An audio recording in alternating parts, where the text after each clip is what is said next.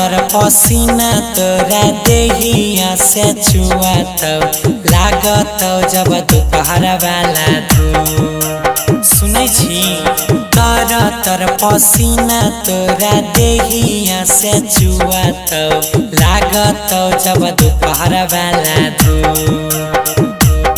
हेगे गरमी में डरमी powder use करगे छौरी खिलते रहतो हरदम तोहर रूप।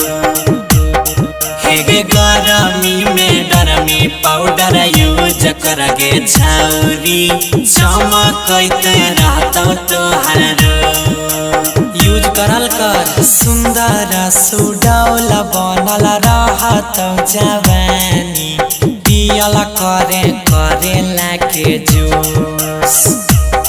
हेगे गरमी में डरमी पाउडर यूज करगे छौरी चमकते रहतो तोहर रूप। हेगे गरमी में डरमी पाउडर यूज करगे छौरी खिलते रहतो तोहर रूप। बुझै छी ने?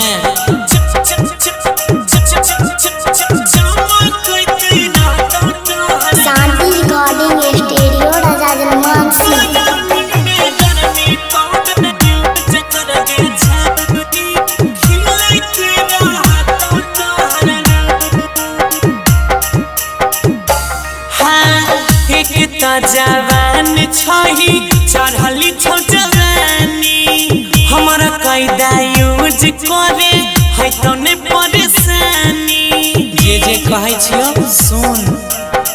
एक त जवान छही चढ़ली छौ जवानी हमारा कैदा यूज करे है तो ने परेशानी।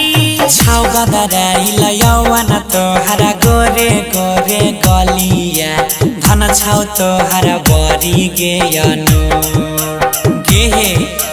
छौ गदराइल यौवन तोहरा गोरे गोरे गलिया धन छौ तोहरा बरी गेयनु।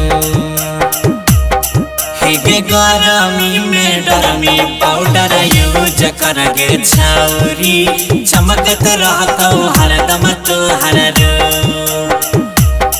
हेगे गरमी में डरमी पाउडर यूज करगे छौरी खिलते रहतो तोहर रूप। मान ले बात हमर।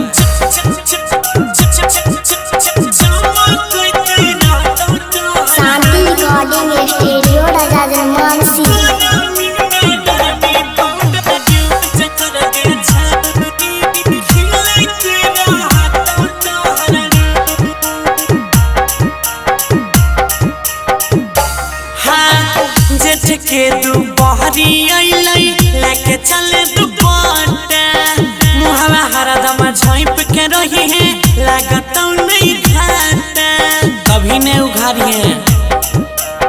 जेठ के दुपहरी अइलै लेके चले दुपट्टा मुहवा हरदम झाँप के रही है लागतौ नहीं घाटा।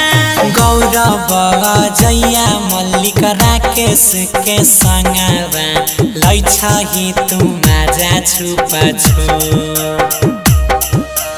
गोरे लाल सन्नियारो बादल के संगवा लै छही तू माजा छुपा छु।